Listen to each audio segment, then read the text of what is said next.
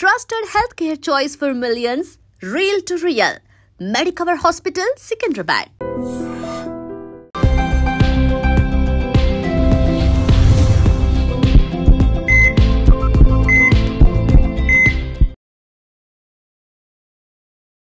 నమస్తే welcome to healthy conversations with IT media. నేను మీ ఝాన్సీ. సో ఈరోజు మనతో ఉన్నారు వంటింటి చిట్కాలకు కేరఫ్ అడ్రస్ అయిన మధుసూదన్ శర్మ గారు, ఎండి ఆయుర్వేద. సో సార్ని అడిగి కంటి చూపుకి సంబంధించిన సమస్యలు, చాలామందికి ఏంటంటే దూరంగా ఉన్న వస్తువులు కనిపించవు, కొంతమందికి దగ్గరగా ఉన్న వస్తువులు కనిపించవు, కొంతమందికి బ్లర్గా కనిపిస్తూ ఉంటుంది. ఈ కంటికి వచ్చే ఎలాంటి ఇష్యూస్ అయినా కానీ మన ఆయుర్వేదంలో ఎలా తగ్గించుకోవచ్చు, దీని గురించి మాట్లాడదాము. నమస్తే సార్. నమస్తే. సో చాలా మందికి ఇప్పుడు చిన్నపిల్లల్లోనే కంటి సమస్యలు చాలా ఎక్కువగా వస్తున్నాయి కదా, మరి కంటి ఆరోగ్యాన్ని మనం కాపాడుకోవాలి అన్నప్పుడు ఏం చేయాల్సి ఉంటుంది? ఆయుర్వేదంలో ఎలాంటి మెడిసిన్ ఉంటుంది? మీరు అన్నట్లు చిన్న వయసులోనే ఈ కంటి సమస్యలు, నేత్ర సమస్యలు, ఐ డిజార్డర్స్ మొదలవుతున్నాయమ్మా. పూర్వకాలము వయస్సు ఎక్కువ వచ్చినటువంటి వాళ్ళలో అంటే దేహధర్మ రీత్యా, వయోధర్మ రీత్యా సర్వసాధారణంగా 60 సంవత్సరాలు ఆ ప్రాంతం దాటిన తర్వాత కంటికి సంబంధించినటువంటి సమస్యలు ఎక్కువ శాతం మందిలో వచ్చాయమ్మా. కానీ ఈ రోజుల్లో వివిధ రకాల కారణాల రీత్యా చిన్న వయసు నుంచే ఈ కంటికి సంబంధించినటువంటి సమస్యలు, సో దగ్గర వస్తువులు కనిపించకపోవడము, దూరం వస్తువులు కనిపించడము, మీరు అన్నట్లు బ్లర్గా ఉండడము, అదేవిధంగా ఈ కంటికి సంబంధించినటువంటి అనేక రకాల ఇతర జబ్బులు రావడము, అదే ఇట్లా రకరకాలుగా ఈ యొక్క కంటికి సంబంధించిన సమస్యలు కలుగుతుంటాయమ్మా. సో దీనికి కారణం ఏంటంటే ఆహారపరమైన లోపాలమ్మా. చిన్నప్పటి నుంచే మరి చిన్నపిల్లలకి fast foods, junk foods, bakery foods విపరీతంగా విచ్చలవిడిగా తినేటట్టు అలవాటు చేయడము ఒక ప్రధానమైన కారణం అయితే, ఆ యొక్క ఆహార పదార్థాల యొక్క ప్రభావము కంటి మీద పడి ఆ కళ్ళు అనారోగ్యంగా తయారేందుకు కారణమవుతుంటాయి.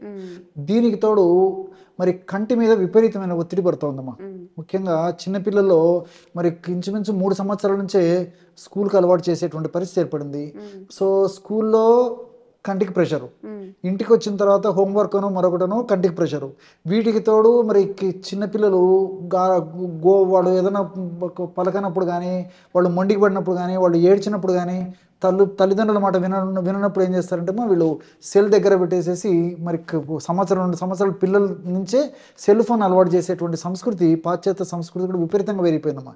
దీనివల్ల మరి కంటి గ్రోత్ సరిగ్గా లేకుండా కంటి నరాలు క్రమక్రమంగా ఆశించిన స్థాయిలో దృఢపడకుండా వీక్నెస్ వచ్చేసి ఆ యొక్క ప్రభావం చేతనే కంటి జబ్బులు వచ్చేటువంటి పరిస్థితి ఏర్పడుతుందమ్మా. మరి కాబట్టి ఏంటంటే ఆహారపరమైన జాగ్రత్తలు తీసుకోవడం పాటు పిల్లలకు కూడా మరి ఎంత ఒత్తిడి అవసరమో అంతవరకు పెట్టాలి. కానీ ఆ కంటికి సంబంధించి మరి కంప్లీట్గా మరి ఉదయం నుంచి సాయంత్రం దాకా స్కూలు, తర్వాత ఇల్లు, వీటన్నిటికి తోడు మరి నేను చెప్పినట్టు ముఖ్యంగా ఈ సెల్ ఫోన్స్, కంప్యూటర్సు, టీవీసు, వీటికి సంబంధించినటువంటి ఇది అవసరాన్ని బట్టి కొద్దో గొప్ప వీటిని ఉపయోగించుకోవచ్చు. కానీ గ్యాడ్జెట్స్ కానీ ఇట్లాంటివి మరి ఎక్కువ శాతంలో మాత్రం వాడము మంచిది కదమ్మా. సో ఇది చాలా వరకు పెద్దల వరకు కూడా వర్తిస్తుందమ్మా. సో ఎక్సెస్ స్టైన్ అయినప్పుడు దాని యొక్క ప్రభావం ఉంటుంది. ఇంతకుముందే చెప్పినట్టు వయస్సులో వచ్చినప్పుడు అయితే వయోధర్మమ్మా, మరి చిన్న వయస్సులో వస్తే అది అనారోగ్యమే. సో అలాంటి సమస్యలు ఉన్నప్పుడు మరి రాకుండా ఉండేందుకు, ఒకవేళ వచ్చిన తర్వాత మరి ముదరకుండా ఉండేందుకు సర్వసాధారణంగా మనకు దొరికేటువంటి ఆహార పదార్థాలు అంటే ఈ క్యారెట్ గడ్డలు తినడం అలవాటు చేసుకోవాలమ్మా. సో క్యారెట్ గడ్డలని మరి శుభ్రం చేసి అలాగే తినడం కానీ, వారంలో కనీసం 2 సార్లు, లేకపోతే క్యారెట్ గడ్డలను సలాడ్ రూపంలో వాడుకోవడం కానీ, క్యారెట్ జ్యూస్ తాగడం కానీ, లేకపోతే క్యారెట్ను వండుకొని కానీ ఏదో ఒక పద్ధతిలో క్యారెట్ను తీసుకోవడం చాలా చాలా మంచిదమ్మా. సో చిన్నపిల్లల నుంచి పెద్దల వరకు అందరికీ ఇప్పుడు ఈ సూత్రం వర్తిస్తుంది. అదేవిధంగా కరివేపాకమ్మా. సో మనం ఏం చేస్తామమ్మా, చాలామంది 100% మంది కూడా ఈ కరివేపాకును ఆహార పదార్థాల వంటకాల తయారీలో వాడతాము. సో ఆ విధంగా ఆహార పదార్థాలు వంటకాలు తయారైన తర్వాత కరివేపాకును పక్కన వారేసేస్తాం. సో ఇదే సంస్కృతి పిల్లలకు కూడా అలవాటు అయిపోయింది. పెద్దలన్నా కాస్త కూస్త చెప్తే తినేటువంటి పరిస్థితి ఉంటుంది, కానీ చిన్నపిల్లలు కంప్లీట్గా పక్కన వారేసేటువంటి పరిస్థితి ఏర్పడుతుంది. దానివల్లనే ఈ కంటికి సంబంధించిన జబ్బులు చిన్న వయసు నుంచే ఎక్కువ కావడం మొదలవుతుందమ్మా. సో చిన్నపిల్లలకి ఏంటంటే కనీసం ఖచ్చితంగా ఈ యొక్క కరివేపాకును తినిపించడం అలవాటు చేసుకోవాలి. సో ఆహార పదార్థాల్లో వంటకాల్లో ఉన్నప్పుడు అంత ఇబ్బంది కూడా ఉండదమ్మా. సో కాబట్టి కాస్త కరివేపాకు ఎక్కువ వేసేసి కరివేపాకును ఏదో ఒక పద్ధతిలో వాళ్ళకి ఆహారంలో కలిపని ఇవ్వడం మంచిదమ్మా చిన్నపిల్లలకి, నేత్ర జబ్బులు రాకుండా ఉండాలంటే. అదేవిధంగా వారంలో కనీసం 1-2 సార్లు మునగాకు కూర పప్పు కానీ కూర కానీ ఏదో ఒక పద్ధతిలో మునగాకును కూడా వాడుకోవడం మంచిదమ్మా. వీటన్నిటిలో కూడా విటమిన్ ఏ ఎక్కువగా ఉంటుంది. అదేవిధంగా వివిధ రకాలైనటువంటి ఇలాంటి పదార్థాల్లో జియోగ్జాంతిన్, ఇలాంటి ల్యూటిన్, ఇలాంటి అనేక రకాలైనటువంటి రసాయనాలు కూడా ఉంటాయి. కాబట్టి ఇవన్నీ కూడా కంటి దృష్టి దెబ్బతినకుండా ఉండేందుకు చాలా చక్కగా ఉపయోగపడతాయమ్మా. సో కాబట్టి ఇలాంటి ఆహారంలో ఖచ్చితంగా ఒక భాగంగా ఖచ్చితంగా చేసుకోవాలి. దీనివల్ల ఏంటంటే నేత్రాలకు సంబంధించిన జబ్బులు చిన్న వయసులో రాకుండా ఉంటాయి. అథవా వచ్చినప్పటికీ చాలా త్వరగా తగ్గిపోయేందుకు అవకాశం ఏర్పడుతుందమ్మా. సరే, వీటన్నిటికి తోడు మరి ఆల్రెడీ సమస్య వచ్చింది. సమస్య వచ్చినప్పుడు ఎలాంటి ఔషధాలు వాడుకోవాలంటే త్రిఫల చూర్ణం ఒక 50 గ్రామ్స్ తీసుకోవాలి. అతిమధుర చూర్ణం 50 గ్రామ్స్ తీసుకోవాలి. అశ్వగంధ చూర్ణం 50 గ్రామ్స్ తీసుకోవాలి. సో త్రిఫల చూర్ణము, అతిమధుర చూర్ణము, అశ్వగంధ చూర్ణం ఒక్కొక్కటి 50 గ్రామ్స్ చొప్పున తీసుకోవడం వల్ల టోటల్గా 150 గ్రామ్స్ ఔషధం రెడీ అయిపోతుంది. సో ఈ 150 గ్రామ్స్ ఔషధము ఒక్క నెలకు సరిపోతుందమ్మా. పెద్దలకు సంబంధించిన డోస్ ఇది. సో ఎలా వాడుకోవాలంటే ఈ 3 పదార్థాలు బాగా కలిపేసి ఒక గాజు సీసాలో నిల్వ ఉంచుకొని రోజు ఉదయం ఆహారానికి ఒక అరగంట ముందు, రాత్రిపూట ఆహారానికి ఒక అరగంట ముందు 1/2 టీ స్పూన్ ఈ యొక్క చూర్ణాన్ని తగినంత స్వచ్ఛమైనటువంటి ఆవు నెయ్యి, ఒకవేళ ఆవు నెయ్యి దొరకకపోతే స్వచ్ఛమైనటువంటి గేదె నెయ్యి, ఒకవేళ ఇలాంటి గేదె నెయ్యి ఇలాంటి వాడకూడనటువంటి వాళ్ళు, మరి ఆవు నెయ్యి స్వచ్ఛత దొరకకపోయినటువంటి వాళ్ళు కానీ, నెయ్యి అంటే భయపడేటువంటి వాళ్ళు కానీ, ఇలాంటి వాళ్ళు ఎవరైనా ఉంటే మరి నెయ్యి బదులు నెయ్యికి ప్రత్యామ్నాయంగా తేనెను కూడా వాడుకోవచ్చు అనమాట. తేనె కలిపి కూడా తీసుకోవచ్చు. సో ఈ 2 వద్దనుకున్నటువంటి వాళ్ళు నీళ్ళలో కలిపి కూడా తీసుకోవచ్చు అమ్మా. అయితే కాస్త పౌడర్ 2.5 గ్రామ్స్ పౌడర్ నోట్లో వేసుకుని నీళ్ళు తాగొచ్చు. సో రోజుకి 5 గ్రాములు, ఉదయం పూట 1/2 టీ స్పూన్ అంటే 2.5 గ్రాము, రాత్రిపూట 1/2 టీ స్పూన్ అంటే 2.5 గ్రాము, రోజు 5 గ్రాముల చొప్పున వాడుకుంటే నెలకు 150 గ్రాములు అవుతుందమ్మా. మళ్ళీ తయారు చేసుకుని వాడుకోవాలి. మరి పిల్లల విషయం వస్తే 3 సంవత్సరాలు 4 సంవత్సరాల పిల్లలు కూడా ఇలాంటి సమస్యలు సర్వసాధారణం అయిపోయాయని చెప్పాను కదమ్మా. వీళ్లకు 4-5 చిటికలు, ఒక 3 సంవత్సరాల పిల్లలకు ఏదైనా కొంచెం నేత్రాలకు సంబంధించిన సమస్యలు వస్తే ఈ చిటిక అంటే తెలుసు కదమ్మా, పించ్ అంటారు అనమాట. సో 4 లేదా 5 చిటికలు ఆ యొక్క 3 పదార్థాలు కలిపి తయారు చేసుకున్నటువంటి చూర్ణాన్ని స్వచ్ఛమైనటువంటి నెయ్యి కానీ స్వచ్ఛమైనటువంటి తేనెతో కానీ కలిపేసి రెగ్యులర్గా ఇవ్వాలన్నమాట. వయస్సు పెరిగే కొద్దీ మరి 1 గ్రాము, 1.5 గ్రాము, 2 గ్రామ్స్ ఈ విధంగా పెంచుకుంటూ పోతే సరిపోతుంది. ఈ విధంగా దీర్ఘకాలం పాటు వాడినప్పటికీ మరి అలాంటి వాళ్ళకు ఎలాంటి ఇబ్బంది ఉండదు. క్షేమదాయకంగా పనిచేసేటువంటి ఔషధాలు, కేవలము నేత్ర దృష్టిని మెరుగుపరచడమే కాకుండా ఇలాంటి ఔషధాలు వాడుకోవడం వల్ల ఇలాంటి ఔషధాల యొక్క ప్రభావం చేత శరీరం కూడా శక్తివంతంగా తయారయ్యేందుకు ఉపయోగపడతాయి. దీనికి తోడు మెదడు కూడా చాలా చైతన్యవంతంగా ఉంటుందమ్మా.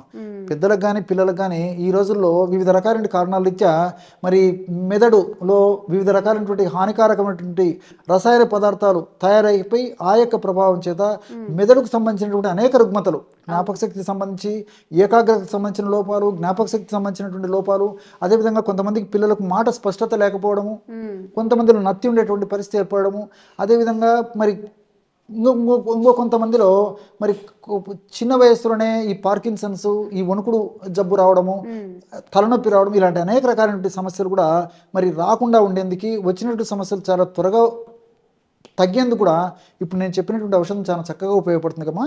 కాబట్టి ఈ చిన్న పిల్లల నుంచి పెద్దల వరకు అందరూ వాడుకోదగ్గ దివ్యమైనటువంటి ఔషధం ఈ ఔషధం అమ్మా. ఓకే, సో చక్కగా దీన్ని తయారు చేసుకొని చక్కగా యూజ్ చేసుకోండి, ఈ కంటి చూపుని మెరుగుపరచుకోండి. Thank you so much. నమస్తే. Welcome to healthy conversations with IT media. నేను మీ ఝాన్సీ. సో ఈరోజు మనతో ఉన్నారు చిట్టుపొట్ల మధుసూదన్ శర్మ గారు, ఎండి ఇన్ ఆయుర్వేద. 40 ఏళ్లకు పైగా ఆయుర్వేద వైద్యాన్ని అందిస్తున్న వైద్యులు. మరి చిన్నపిల్లల్లో సహజంగా ఒక 5 years లోపు వాళ్ళంటే యూరిన్ చేస్తూ ఉంటారు, నిద్రపోయినప్పుడు తెలియకుండా యూరిన్ చేస్తూ ఉంటారు. వాళ్ళకి డైపర్స్ చేంజ్ చేయడమో ఇలా చేస్తూ ఉంటారు. మరి ఆ తర్వాత కూడా కొంతమందిలో ఈ సమస్య ఉంటుందన్నమాట, నిద్రలో యూరిన్ చేయడము. అసలు మరి ఇది నర్వ్స్ వీక్నెస్ కిందకు వస్తుందా, అసలు ఇది దేనికి వస్తుంది, దీని నుంచి బయటపడాలంటే మనం ఏం చేయాల్సి ఉంటుంది, మెడిసిన్స్ వాడాల్సి ఉంటుందా, ఈ విషయం గురించి తెలుసుకుందాము. నమస్తే సార్. నమస్తే. సో దీన్ని మనం ఒక వీక్నెస్గా కన్సిడర్ చేయొచ్చా, లేకపోతే మామూలుగా ఇందాక మనం మాట్లాడుకుంటున్నట్టు నర్వ్స్ అంటే కొంతమంది పెద్దవాళ్ళలో కూడా యూరిన్కి వెళ్ళే లోపే కొంచెం యూరిన్ చేసేస్తూ ఉంటారు కదా, అట్లా కన్సిడర్ చేయొచ్చా దీనికి చికిత్స ఏముంది సార్, మరి దీని నుంచి బయటపడాలంటే ఏం చేయాల్సి ఉంటుంది? సో ఒక వయసు వచ్చేదాకా చిన్నపిల్లల్లో పడకలో మూత్ర విసర్జన సర్వసాధారణం అమ్మా. దీన్నే శయ్యామూత్రం అనేటువంటి పేరుతో పిలుస్తుంటారు అనమాట. సో దీన్నే ఎన్యూరిసిస్ అనేటువంటి పేరుతో, బెడ్ వెట్టింగ్ అనేటువంటి పేరుతో, వివిధ రకాల పేర్లతో పిలుస్తుంటారు. 4 సంవత్సరాలు మ్యాక్సిమం 5 సంవత్సరాలు కూడా చిన్నపిల్లల్లో మూత్రాశయ కండరాలు పటిష్టంగా లేకపోవడం చేత, మూత్రాశయ కండరాలు బలహీనంగా ఉండడం చేత ఎదుగుదలలో భాగంగా మరి ఆ యొక్క మూత్ర విసర్జన జరుగుతుంటుందమ్మా. ఓకే. అది అనారోగ్యం కూడా కాదు. సో అంతవరకు ఓకే ఉంది. కానీ వయస్సు దాటిన తర్వాత కూడా అంటే ఆ యొక్క సందర్భాన్ని బట్టి ఆ వయస్సు వరకు కాకుండా మరి వయస్సు పెరిగే కొద్దీ కూడా ఆ సమస్య తగ్గిపోకుండా అదే విధంగా కొనసాగుతున్నప్పుడు అది ఒక వ్యాధిగా సమస్యగా గుర్తించాలి. ఓకే. దాన్ని మనం ఏమాత్రం నిర్లక్ష్యం చేయకూడదు. మరి దానికి సంబంధించినటువంటి ట్రీట్మెంట్ తీసుకొని ఆ యొక్క సమస్య నుంచి బయటపడాలమ్మా. సో ఈ యొక్క శయ్యామూత్రము లేదా ఎన్యూరసిస్ లేదా పడకలో మూత్ర విసర్జన అనేటువంటి సమస్య వయస్సు వచ్చినటువంటి వాళ్ళలో కలిగినప్పుడు వాళ్ళు పడేటువంటి బాధ వర్ణాతీతం. ఆడవాళ్ళలో కలగవచ్చు, మగవాళ్ళలో కలగవచ్చు. ముఖ్యంగా మరి ఎక్కడికైనా ఏదైనా కార్యక్రమం నిమిత్తము వేరే ఊర్లోకి పోయినప్పుడు కానీ, బంధువుల ఇళ్ళకు పోయినప్పుడు కానీ, మరొక కార్యక్రమంలో పోయినప్పుడు కానీ, అక్కడ రాత్రిపూట బస చేయాల్సినటువంటి పరిస్థితి ఏర్పడినప్పుడు కానీ, అలాంటి సందర్భాల్లో మీ పడకలో మూత్ర విసర్జన అలాంటివి చేసుకున్నప్పుడు కానీ, అదేవిధంగా మరి ఒక వయస్సు వచ్చిన తర్వాత కూడా పిల్లలు స్కూల్లో కానీ కాలేజీలో కానీ ఉన్నప్పుడు చదువుకునేటప్పుడు కానీ, లేకపోతే కొంతమంది వివిధ రకాలైనటువంటి వృత్తుల రీత్యా పీజీ హాస్టల్స్లో ఉండేటువంటి పరిస్థితి ఏర్పడుతూ ఉంటుందమ్మా. మరి అలాంటి హాస్టల్స్లో వసతి గృహాల్లో ఉన్నప్పుడు కానీ ఇలాంటి పరిస్థితులు ఉన్నప్పుడు మరి శయ్యామూత్రము లేదా పడకలో మూత్ర విసర్జన లేదా బెడ్ వెట్టింగ్ జరుగుతుంటే వాళ్ళ బాధ వర్ణాతీతం అమ్మా. సో ఆ బాధను భరించలేక ఆ సమస్య నుంచి బయటపడలేక చాలామంది మరి ఇంటి నుంచి బయటకు పోకుండా అంటే ఖచ్చితంగా ఇంట్లోనే రాత్రి నిద్ర అంటే ఇంటి నిద్ర, లేకపోతే కుటుంబ సభ్యులు ఉన్నటువంటి పక్షంలో ఎక్కడికైనా పోయినప్పుడు కేవలం ఆ కుటుంబ సభ్యులు ఉండి వేరే ప్రాంతంలో రాత్రిపూట విశ్రాంతి తీసుకునేటువంటి పరిస్థితి ఏర్పడుతుంది. కానీ మరి ఇలాగ బయట నేను చెప్పినటువంటి పద్ధతిలో మరి రాత్రిపూట విశ్రమించడం కానీ నిద్రించడం కానీ జరగదు. సో దీనివల్ల మరి కుటుంబ సభ్యులు కూడా చాలా బాధపడుతుంటారమ్మా. వ్యక్తికే కాకుండా కుటుంబ సభ్యులు కూడా దానివల్ల చాలా మానసికంగా కుంగిపోయేటువంటి పరిస్థితి ఏర్పడుతూ ఉంటుంది. సో మగవాళ్ళకుంటే వాళ్ళు బాధపడమే కాకుండా ఆడవాళ్ళు బాధపడుతుంటారు, ఆడవాళ్ళకుంటే వాళ్ళు బాధపడమే కాకుండా మగవాళ్ళు బాధపడుతుంటారమ్మా. సో దీనికంతా కారణం ఏంటంటే మూత్రాశయ కండరాలు దృఢంగా బలంగా పటిష్టంగా లేకపోవడం చేత, మూత్రాశయ కండరాలు బలహీనంగా ఉండడం చేత, ఆ యొక్క ప్రభావం చేత మరి మూత్రం తయారైంది రాత్రిపూట ఎక్కువసేపు నిలువ ఉండేటువంటి పరిస్థితి లేక మనకు అదుపు తప్పి కంట్రోల్ చేసుకునేటువంటి పరిస్థితిలో మనకు తెలియకుండానే మూత్రం పాస్ అయిపోతుంటుందమ్మా. సో కొంతమందిలో మూత్రం పాస్ అయ్యేటప్పుడు మెలకు వస్తే, కొంతమందిలో మూత్రం పాస్ అయిన తర్వాత మెలకు వస్తూ ఉంటుంది. మరికొంతమందిలో మరి మూత్రం పాస్ అయ్యి ఒక అరగంట గంట తర్వాత కాస్త కూస్తో ఎండిపోయిన తర్వాత కూడా పడక బట్టలు వెళ్ళి అప్పుడు గుర్తొచ్చేటువంటి పరిస్థితి కూడా కొంతమందిలో ఉంటుందమ్మా. సో ఈ విధంగా రకరకాల పద్ధతిలో ఈ యొక్క పరిస్థితి ఉంటుంది. దీనికి నేను చెప్పినట్లు మూత్రాశయ కండరాలు బలహీనంగా ఉండడం ప్రధానమైన కారణం. అదేవిధంగా జన్యుపరమైన కారణాలు. కొంతమందిలో పెద్దలకి ఈ యొక్క సమస్య అన్నప్పుడు కుటుంబాన్ని కూడా వచ్చేటువంటి పరిస్థితి ఉంటుంది. అదేవిధంగా ప్రేవుల్లో నులి పురుగులు ఇలాంటివి ఏమైనా ఉన్నప్పుడు కూడా పెరుగుల యొక్క ఆరోగ్యం సరిగ్గా లేకపోవడం చేత ఆ యొక్క ప్రభావం చేత కూడా ఈ యొక్క పడకలో మూత్ర విసర్జన అనేటువంటి సమస్య కలుగుతుంటుంది. అదేవిధంగా మరి కొంతమందికి మానసిక ఒత్తిడి ఎక్కువగా ఉంటుందమ్మా. వాళ్ళు కంట్రోల్ చేసుకోలేరు. ఆ మానసిక ఒత్తిడి ఎక్కువ ఉన్నప్పుడు కూడా ఆ యొక్క ప్రభావము మూత్రాశయ కండరాల మీద పడి మరి రాత్రిపూట పడకలో మూత్ర విసర్జన జరుగుతూ ఉంటుంది అనమాట. దీనికి తోడు మరి ఈ షుగర్ వ్యాధి ఇవన్నీ అంటే సరేమ్మా, ఆ సబ్జెక్ట్ వేరు కాబట్టి దాని గురించి మనం చెప్పడం లేదు. ఇప్పుడు దీనికి సంబంధించినటువంటి విషయాలు చెప్పుకుంటున్నాం కాబట్టి మరి ఈ పద్ధతిలో పడకల మూత్ర విసర్జన వీళ్ళకు కూడా జరుగుతుంటుంది. మానసిక ఒత్తిడి, నిద్ర లేమి, వీళ్ళకు కూడా పడకల మూత్ర విసర్జన, నిద్ర సరిగ్గా లేకపోయినటువంటి వాళ్ళలో కూడా పడకల మూత్ర విసర్జన జరిగేటువంటి పరిస్థితి ఏర్పడుతుంది. అంతేకాకుండా ప్రిమేచ్యూర్ డెలివరీ. సో కొంతమంది ప్రిమేచ్యూర్ డెలివరీలో పుడుతుంటారమ్మా, ఆడవాళ్ళు కానీ మగవాళ్ళు కానీ. సో నెలలు నిండక ముందే మరి తల్లులకు డెలివరీ అయినప్పుడు సిజేరియన్ కానివ్వండి, నార్మల్ డెలివరీ కానివ్వండి, ఏదైనా కానిప్పటికీ అటువంటి పిల్లల్లో కూడా ఈ యొక్క పడకలో మూత్ర విసర్జన సమస్య కలిగేటువంటి పరిస్థితి ఉంటుంది అనమాట. మరి ఈ యొక్క సమస్యను అధిగమించాలంటే ప్రకృతిలో అనేక రకాలైన ఔషధాలు మనకు దర్శనమిస్తాయమ్మా. సో వాటిల్లో అందరూ తయారు చేసుకోదగ్గ క్షేమదాయకమైనటువంటి ఆహార ఔషధాన్ని ఒకటి చెప్తాను చూడమ్మా. దీనికి కేవలం 2 పదార్థాలు అవసరపడతాయి. నల్ల నువ్వులు, వాము, కేవలం ఈ 2 పదార్థాలే. మరి ఈ ఔషధాన్ని ఎలా తయారు చేసుకోవాలంటే నల్ల నువ్వులను కాస్త వేయించేసేసి మిక్సీలో వేసేసి బాగా కలిదిప్పేసేయాలమ్మా. బరకగా పౌడర్ లాగా తయారైపోతుంది అనమాట అది. అదేవిధంగా వామును కాస్త వేయించేసేసి మిక్సీలో వేసేసి పౌడర్ చేయాలి. నల్ల నువ్వుల చూర్ణం 100 గ్రాములు అయితే వాము యొక్క చూర్ణము 25 గ్రాములు తీసుకోవాలి. ఈ 2 పదార్థాలను బాగా కలిపేసి ఒక గాజు సీసాలో నిల్వ ఉంచుకొని రోజు ఉదయం ఒక్కసారి, సాయంత్రం ఒక్కసారి, చిన్నపిల్లలైతే 1/2 టీ స్పూన్ సరిపోతుందమ్మా, పెద్దలైతే 1/2 టీ స్పూన్ వరకు వాడుకోవచ్చు అనమాట. సో 1/2 టీ స్పూన్ నుంచి 1/2 టీ స్పూన్ వరకు ఈ యొక్క పౌడర్ని తీసుకొని తగినంత స్వచ్ఛమైనటువంటి తేనెతో కలిపేసి సేవిస్తున్నది ఇంతే. ఈ విధంగా క్రమం తప్పకుండా రోజు 2 సార్లు ఈ యొక్క ఔషధాన్ని వాడుకోవడం వల్ల పడకలో మూత్ర విసర్జన అనేటువంటి సమస్యకు చాలా చక్కటి పరిష్కారం దొరుకుతుంది. ఈ యొక్క ఔషధం వల్ల మూత్రాశయ ఖండాలు బాగా దృఢపడతాయి, బలపడతాయి.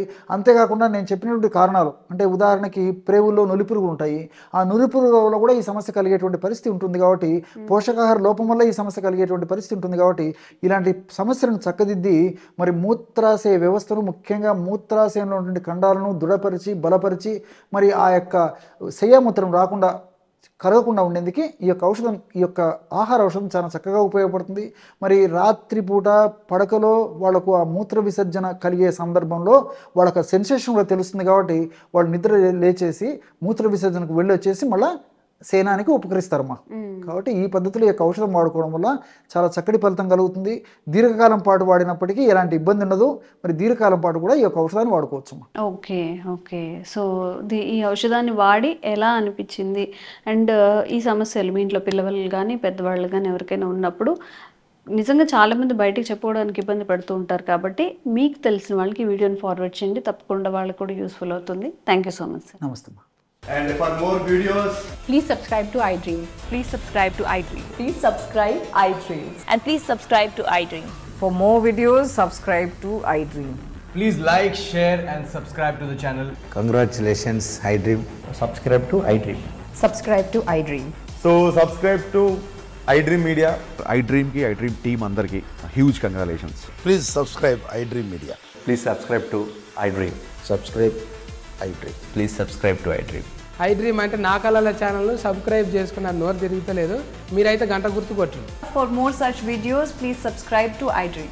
Subscribe to iDream. Please subscribe to iDream. Please subscribe iDream Media. Please do subscribe to iDream. Please subscribe to iDream Media. For best entertainment and information, please subscribe iDream. And don't forget to subscribe to iDream.